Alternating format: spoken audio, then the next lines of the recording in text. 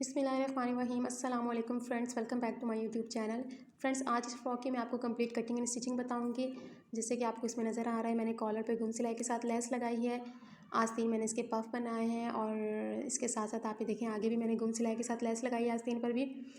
Friends, ये collar किस तरीके से बना है, किस तरीके से मैंने इसकी कटिंग की है, ये सब मैं आपको इंशाल्लाह इस वीडियो में बताऊंगी। और बात करें इसके घेर की, तो आप ये घेर देखें तो मैंने इसका अम्ब्रेला रखा है, लेकिन ये एक ही पूरा राउंड अम्ब्रेला है। आप इसकी ये देखें, अगर इसका फ्लेयर देखें या इसका घेर देखें कितना ज़्यादा है, और नीचे साथ साथ मैंने फ्रिल लगाई है। तो चलते हैं इसकी कटिंग एंड स्टिचिंग की तरफ। बनाने के लिए कपड़ा जो मैंने यूज़ किया है ये कॉटन का है और कपड़े की लंबाई तकरीबन आधे से पौने मीटर के दरमियान है। कपड़े का अर्ज ज़्यादा था, इसीलिए इतने से कपड़े में ये बन गई, अदरवाइज़ मुझे कपड़ा ज़्यादा चाहिए था क्योंकि अम्ब्रेला के लिए कपड़ा हमें ज़्यादा रिक्वायर्ड होता है। और ये फ़्रॉक तकरीबन 2 से 3 साल की बच्ची का फ़्रॉक है। अगर आप थोड़ी बड़ी बच्ची का बनाते हैं तो साइज़ को थोड़ा थोड़ा बढ़ा लिया करें, तो इसीलिए आप बना लेंगे। अब आप ये देखें मैंने कपड़े को किस तरीके से रखा है, इसी तरीके से रखकर आप कपड़े को अलहदा कर लें। इसके बाद एक कोने से दूसरे कोने को मिला दें और सेम इसी मेथड को अप्लाई करते दोनों तरफ से इस तरीके से कर लें आप, ठीक है जी। उसके बाद ये मैंने बाकी कपड़ा लिया। अब इसमें से मैं फ़्रॉक का बैक पार्ट ये निकाल रही हूँ, जिसकी मैंने चौड़ाई 15 इंच ली है और इसकी लंबाई मैं 8 इंच ले रही हूँ। कम या ज़्यादा आप बच्ची के नाप के हिसाब से कर सकते हैं। इस पीस को मैंने अलहदा कर दिया। अब मैं फ्रंट पार्ट निकालूंगी इस फ्रॉक का। फ्रंट पार्ट निकालने के लिए इसी कपड़े को मैंने इसके ऊपर बिछाया और उसके बाद मैंने इसमें बढ़ाकर कपड़ा रखना है। कितना बढ़ाना है आप आगे देखिएगा। ये देखिए जी 4 इंच मैंने बढ़ा के रखा है, ठीक है जी। अब आप इस बात को याद रखिएगा, इसीलिए मैं कहती हूँ वीडियो को आप पूरा देखा करें ताकि एक पॉइंट आपको क्लियरली समझ आए। फ्रॉक का फ्रंट पार्ट मैंने बैक पार्ट से 4 इंच बढ़ा के रखा है, ये बात आप याद रखिएगा, ठीक है। इसको अब हम कट कर लेंगे। अब ये जो हमारा फैब्रिक है, ये जो हमने बढ़ा के रखा है, इसको अब हम आयरन करेंगे। अब आयरन किस तरतीब से करेंगे अब आप ये आगे देखिएगा जी। अब आप ये देखें जी, मैंने आयरन करने के बाद ये जो फोल्डिंग का है 1.5 इंच बाहर रखा है और आधा इंच मैंने अंदर फोल्ड किया है। इस तरीके से मेरा 2 इंच एक तरफ और 2 इंच एक तरफ करके 4 इंच मुकम्मल हो गया। अब मैंने इसको ऊपर वाले पार्ट को इस तरीके से रखा है कि नीचे वाला आधा इंच मैंने बाहर की तरफ रखा है जो ओवरलैप होता है।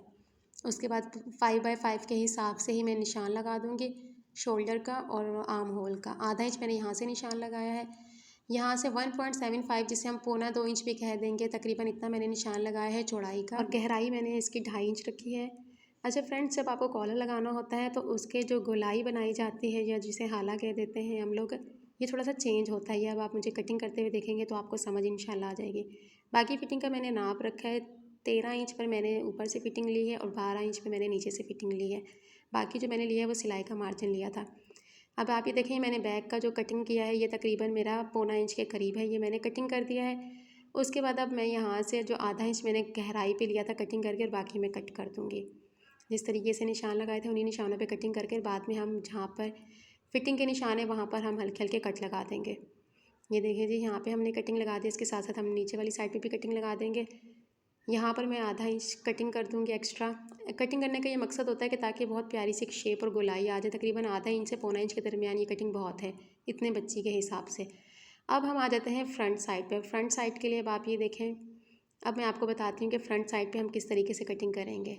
ये देखें, उम्मीद है आपको ये बात समझ आई होगी। ये थोड़ा सा मैंने हल्की गोलाई में कटिंग की है। अगर मैं यहाँ पे बैन कॉलर लगाती तो मैं कटिंग थोड़ी चेंज करती। इसके साथ साथ अगर आप चाहें तो फ्रंट पे थोड़ा सा हल्का सा डीप कट कर लीजिएगा। ओके फ्रेंड्स, अब आप ये देखें ये हमारी कटिंग ऑलमोस्ट डन है। मैं आपको बताती हूँ कि मैंने घेर को किस तरीके से कटिंग किया है। अभी फिटिंग का मैंने निशान जो लगाया था बॉडी पर वो 6 इंच का लगाया था, तो आप ये देखें ये 6 इंच पे कंप्लीट इसका निशान आ रहा है। अब उसके बाद इसी तरतीब से मैंने इसको पूरा ये राउंड कर दिया है जितना भी ये बन रहा था। अच्छा फ्रेंड्स, इसमें सिलाई का मार्जिन मैंने नहीं रखा क्योंकि ये बंद अम्ब्रेला है और इसमें सिलाई के मार्जिन की ज़रूरत नहीं है। इसको मैंने खोला तो कुछ इस तरीके से शेप आ रही थी, तो हल्की हल्की से मैंने इसमें फिनिशिंग दे दी जहाँ पे मुझे ज़रूरत लग रही थी। फ्रेंड्स, अब आप ये देख लेंगे फिनिशिंग के लिए मैंने कितना माइनर सा कपड़ा निकाला है। अब आप इसके बाद इसकी शेप देखिएगा, बिल्कुल परफेक्ट एक राउंड शेप आई है। इसके बाद मैं इसकी घेर की पैमाइश करूँगी। घेर की पैमाइश मैंने जब एक तरफ से की है तो इसकी 40 इंच के करीब आई है, तो डबल अगर ये हुआ तो ये 80 इंच है। इसका मतलब ये है कि मुझे फ्रिल के लिए जो कपड़ा निकालना है वो मुझे 160 इंच निकालना है, ठीक है जी, डबल। अब मैंने ये कपड़ा जो मेरे पास बचा हुआ था ये मैंने लिया है और इसमें से मैंने 2 पट्टियाँ निकाली हैं। मैंने 5 इंच की इसकी लंबाई ली है क्योंकि मुझे ज़रूरत फ़्रॉक के लेंथ के हिसाब से 5 इंच थी। इस तरह की मैंने 2 बड़ी बड़ी पट्टियाँ निकाल ली हैं। अच्छा, इसके बाद मैंने बुकरम की पट्टी ली है 1.5 इंच की। लंबाई मैंने फ्रंट पार्ट की बॉडी के हिसाब से ली है और जबकि चौड़ाई मैंने 1.5 ली, जैसे कि मैं आपको पहले बता चुकी हूँ। आधा इंच मैंने इसके अंदर फोल्डिंग का मार्जिन रखा था, 1.5 इंच चौड़ी पट्टी थी। अच्छा, अब ये देखें दूसरी पट्टी भी मैं रेडी कर चुकी हूँ। इसके बाद मैंने इसके शोल्डर्स को आपस में ज्वाइन कर देना है। ये देखें कुछ इस तरीके से।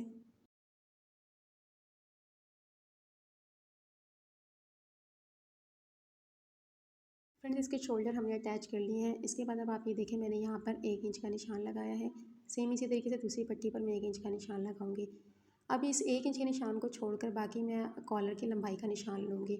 अब आपको मैं ये बताती चलूँगी, इस पॉइंट पर आकर आपने ना कपड़ा खींचना है ना कपड़ा ढीला छोड़ना है। अपने एंची टेप और कपड़े को धीरे धीरे से आपने साथ साथ चलाना है। आहिस्ता आहिस्ता चलाएंगे तो आपको एग्जैक्ट नाप मिलेगा। अगर आपने लंबा करके एक ही दम रख लिया तो वो आपका नाप आगे पीछे हो जाएगा। अब आप ये देखें यहाँ पर आकर मुझे 10.5 इंच पे मुझे पता चल गया मुझे कॉलर की लंबाई रखनी है। फ्रेंड्स पैमाइश के हिसाब से तो हमें 10.5 इंच पे चाहिए बुकरम, लेकिन मैं बढ़ा के ले रही हूँ। 14 इंच मैंने लंबाई पे रखी है और 3 इंच मैंने चौड़ाई पे रखी है। दोनों को मैंने थोड़ा थोड़ा बढ़ा के रखा है। उसके बाद इस पीस को पूरे को मैं अलग कर लूँगी। अब आप ये देखें जो मैंने निशान लगाए इसके अकॉर्डिंग मैंने ये पूरा पीस अलग कर लेना है। अब आप ये देखिए इस बुकरम को मैंने फोल्ड किया है। अब मैं इसके ऊपर निशान लगाऊंगी। अब आप इस पॉइंट को बड़े गौर से देखिएगा कि मैं किस तरीके से कॉलर रेडी करूँगी। अब जैसे कि आपको मैंने बताया था कि 10.5 इंच पर हमारा जो है लंबाई है, तो 10.5 का हाफ 5.2 इंचज़ बनेगा, यानी कि 5.5 जिसे हम 5.25 जिसे कह लें, तो ये 10.5 पर बन जाएगा। 5.25 पे मैंने यहाँ पे एक निशान लगाया। इसी तरीके से मैं बिलतरतीब निशान लगाती रहूँगी ताकि मेरे पास एक स्ट्रेट लाइन आ जाए। उसके बाद यहाँ पे अब आप देखें मैंने इसको स्ट्रेट कर दिया। अब इस पॉइंट पर आप देखें यहाँ पर मैंने हाफ इंच का एक निशान लगाया बंद वाली साइड पर, और इसको मैंने 5.25 वाले निशान पे जाके ज्वाइंट कर देना है। ये देखें जी। अब यहाँ पर आके मैं हल्की सी इसको शेप ड्रॉ कर दूँगी, बहुत हल्की सी मैं इसकी गोलाई बना दूँगी। अच्छा, उसके बाद अब आप यहाँ पे देखें मैं अब इसकी कुल कितनी चौड़ाई लूँगी, वो मैं तकरीबन 2.5 इंच के करीब लूँगी। ठीक है, मैं थोड़ी सी इसकी लंबाई कम लूँगी क्योंकि मुझे इतना बड़ा इतना चौड़ा नहीं चाहिए, और बच्ची भी छोटी है उसके हिसाब से अच्छा भी नहीं लगेगा। इसको भी मैंने स्ट्रेट कर लेना है।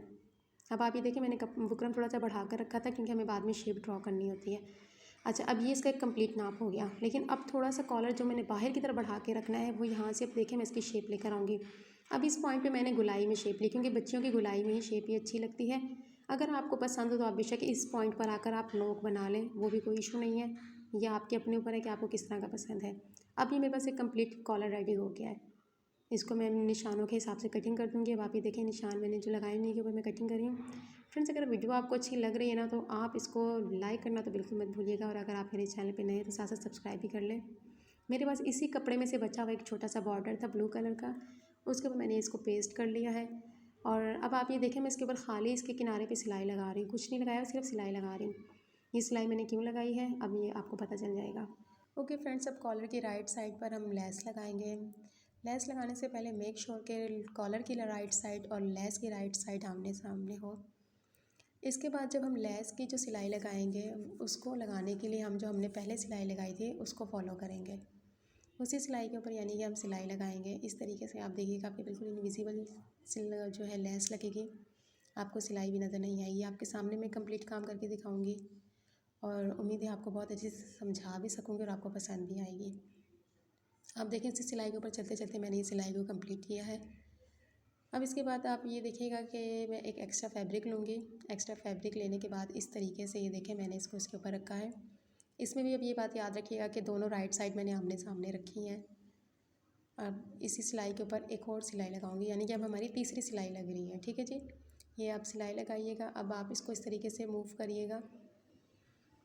फ्रेंड्स चैनल पर अगर नए हैं तो आपसे रिक्वेस्ट है कि चैनल को सब्सक्राइब कर लें, और इसके साथ साथ अगर वीडियो अच्छी लगी है तो वीडियो को लाइक करना बिल्कुल मत भूलिएगा। देखिए इतना तो हमारा हक है कि हम इतनी मेहनत करते हैं आपके लिए, तो एक आपके सब्सक्राइब से एक आपके लाइक से हमें बहुत ज़्यादा हौसला अफजाई होती है।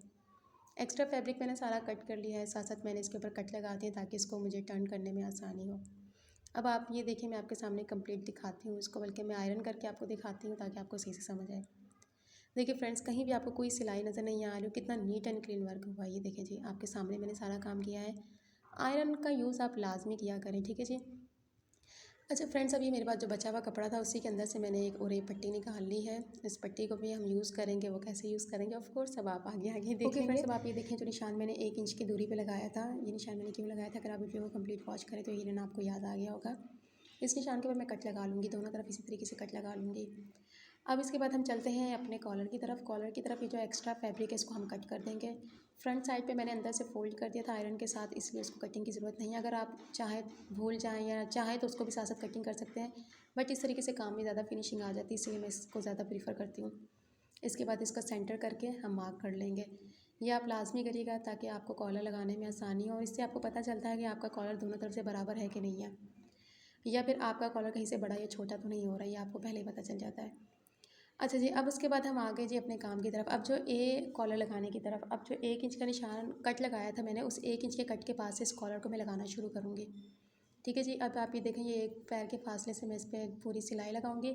और सिलाई लगाते हुए ध्यान रखना है, अपने कपड़े को बिल्कुल नहीं खींचना, ना ही आपको कॉलर को खींचना है, बिल्कुल दोनों को बराबर बराबर रखिएगा। ढीला भी नहीं रखना है, खींचना भी नहीं रखना है, बिल्कुल इक्वल सिंक में आप चलिएगा। अब आप देखें, इस साइड पे आके आपको ना शोल्डर की तरफ आके ध्यान रखना होता है, कपड़े को आपको किस तरीके से मूव करना है ये भी ध्यान रखना है। और दरमियान आप देखें बिल्कुल मेरा आया है, जो मैंने कम बैक पार्ट पे भी कट का निशान लगाया था, कॉलर पे भी सेंटर का निशान लगाया था, दोनों निशान मेरे बराबर आए। अब यहाँ पर आकर आप देखिएगा कि मैं आपको दिखाती हूँ कि किस तरीके से बिल्कुल इंशाल्लाह बैलेंस आएगा। इसमें आप ये ध्यान रखिएगा, सिर्फ एक जो पैर का फासला है वो काफ़ी है। अब यहाँ पर भी आप देखिएगा, पक्का कर लीजिएगा, और एग्जैक्ट दोनों कट के ऊपर मेरे ये मार्क है। बैक साइड पे आप ये देखिएगा, बैक साइड के ऊपर भी आपको कहीं से कोई चून कुछ नज़र नहीं आएगा। अब यहाँ पर इसको इस तरीके से फोल्ड करिएगा, और इसके बाद जो मैंने पट्टी काटी थी और ये पट्टी को इसके ऊपर रखिएगा। इसके ऊपर रखने के बाद वो इसको साथ साथ सिलाई करिएगा। ये देखें जी, ये इस तरीके से हम सिलाई कर लेंगे, दोनों तरफ से ऊपर रख कर आ जाएगी ये, और उसके बाद इसको फोल्डिंग कर देंगे तो इस तरीके से इनविजिबल हो जाएगा। अच्छा जी, सिलाई मैंने लगा दी है। सिलाई लगाने के बाद अब हम इनके ऊपर छोटे छोटे से कट लगाएंगे। इसके बाद मैं आपको एक बहुत मज़े की अभी एक जो है ट्रिक सिखाने वाली हूँ। ये देखें जी, ये ट्रिक ये है। अब आप ये देखें मैंने किस तरीके से इसको फोल्ड किया है। अब आप ये मेरी हैंडलिंग देखिएगा, विदाउट मैं एनी जो है ना वीडियो को रोके बगैर आपको पूरा दिखा रही हूँ, कोई इसमें एडिटिंग नहीं कर रही हूँ मैं या कुछ भी। ये देखिए मैंने किस तरीके से इसको टर्न किया है। अब इसको मैं आपको इसकी नोक दिखाती हूँ, ना मैंने इसके अंदर कोई सुई डाल के इसकी नोक निकाली है, ना कोई पिन डाली है। ये देखें, आपको मैं टेबल पे रख के दिखाती हूँ, बिल्कुल इक्वल ईजीली ये नोक पूरी निकल आई है बाहर की तरफ। तो इसलिए आप ना कोशिश किया करें कि वीडियो को पूरी वॉच किया करें, क्योंकि मैं स्पेशली अपनी वीडियोस के दौरान बहुत सारी आपको टिप्स एंड ट्रिक्स जो है वो देती रहती हूँ कटिंग स्टिचिंग से रिलेटेड। अच्छा फ्रेंड्स, इसके बाद अब ये देखेंगे, मैं यहाँ से सिलाई शुरू करूँगी। अब मैं एक तरफ से सिलाई शुरू करूँगी, पूरा घूमते घूमते राउंड होते होते मैं दूसरी तरफ तक आ जाऊँगी, और एक ही सिलाई में ये सारा मैं काम कर दूँगी। इसके बाद हम इसके घेर की तरफ आएंगे, लेकिन उससे पहले अगर आपने मेरे चैनल को अभी तक सब्सक्राइब नहीं किया तो भाई प्लीज़ आपसे रिक्वेस्ट है कि मेरे चैनल को सब्सक्राइब कर लें। बहुत मेहनत से बहुत टाइम निकाल के आपके लिए वीडियो बनाते हैं भाई, इस चीज़ को आप अंडरस्टैंड करें। और अगर आपको ये वीडियो अच्छी लग रही है तो लाइक करना बिल्कुल मत भूलिएगा, क्योंकि इतना तो हमारा हक है कि अगर आपको वीडियो अच्छी लगती है तो प्लीज़ आप लाइक किया करें। और सब्सक्राइब तो ऑफ कोर्स मैं आपको पहले बोल चुकी हूँ, बट एनीवे आप देखें जी, ये मैं आपके सामने ही राउंड कर रही हूँ। मैं इससे पहले भी अपनी वीडियोस में बता चुकी हूँ कि मैं किस तरीके से पाइपिंग लगाती हूँ, कि पाइपिंग आप देखिए खुद ब खुद फोल्ड हुई जा रही है, मुझे फोल्ड भी करने की ज़रूरत नहीं पड़ती है। तो इसलिए आप मेरे चैनल पर आएँ, विजिट करें, आपको मज़ीद भी फ्रॉक से बहुत प्यारे प्यारे डिज़ाइन मिलेंगे। चंद एक तो ऐसे हैं जो बिल्कुल लेटेस्ट हैं, जो कि मैंने खुद डिज़ाइन किए हैं, और ये भी मैंने खुद डिज़ाइन किया है कि मैंने इसको समझा है, देखा है, तो तब मैं आपके पास ये वीडियो लेकर आई हूँ।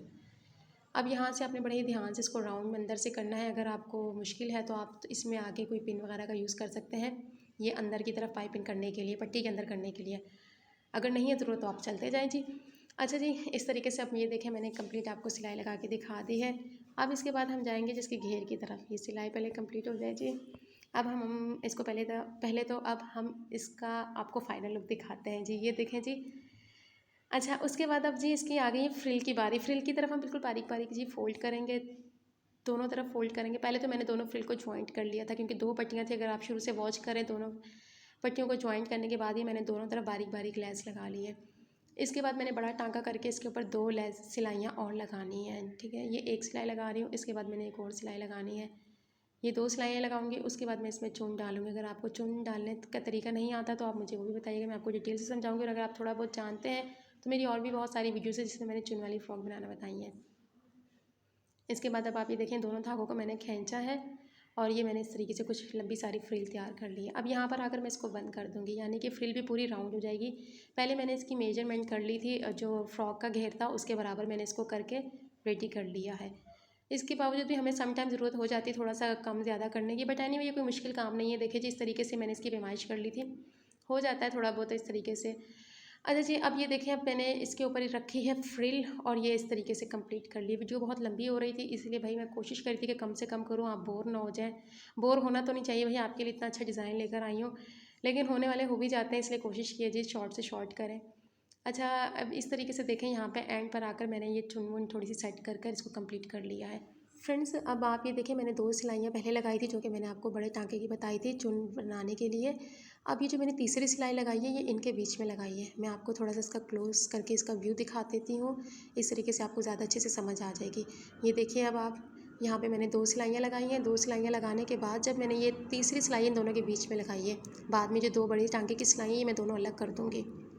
ये कट हैं जी, ये जो आपको नज़र आ रहे होंगे, यहाँ से देखें, ये इनका ये सेंटर आ गया है जी। ये इस तरीके से कुछ इसका लुक आ जाएगा। अब हम आते हैं इसकी बॉडी की तरफ। बॉडी की तरफ ये देखें, आपको कट नज़र आ रहे हैं, इस कट के ऊपर मैं फिटिंग की सिलाई लगा दूँगी। दोनों तरफ ये सिलाइयाँ लग जाएंगी। उसके बाद हम ये इस ब्लैकेट को यहाँ से, ये जो पट्टी है, इसको हम बंद कर देंगे। ये देखें, इस तरीके से हम बंद कर देंगे। अब उसके बाद हमने बॉडी को इस घेर के साथ अटैच करना है। उसको अटैच करने के लिए जो कट मैंने आपको पहले दिखाया था, इसका ये कट और बॉडी की साइड की फिटिंग की सिलाई ये लेंगे हम, और पूरे राउंड में एक ही सिलाई के साथ हम चला देंगे इसको। फ्रेंड्स, इसके आस्तीन जो है उसकी वीडियो मैं इसमें नहीं बना सकी हूँ, वीडियो थोड़ी लेंथी हो गई थी। इंशाल्लाह फिर कभी मैं आपको उसकी जो है कंप्लीट डिटेल वीडियो बताऊँगी, बहुत आसान तरीके से बताऊँगी, जिससे आपको बहुत झटपट समझ आ जाएगी। पॉकेट मैंने इसकी बाद में लगाई थी, जो कि आपने देखा था, क्योंकि मेरे पास कपड़ा बच गया था और मुझे लग रहा था इसमें मज़ीद अट्रैक्शन पैदा हो जाएगी और ये मज़ीद खूबसूरत हो जाएगी। तो इसलिए पॉकेट का भी ख़्याल मुझे बाद में आया था, वो मैं आपको नहीं दिखा सकी।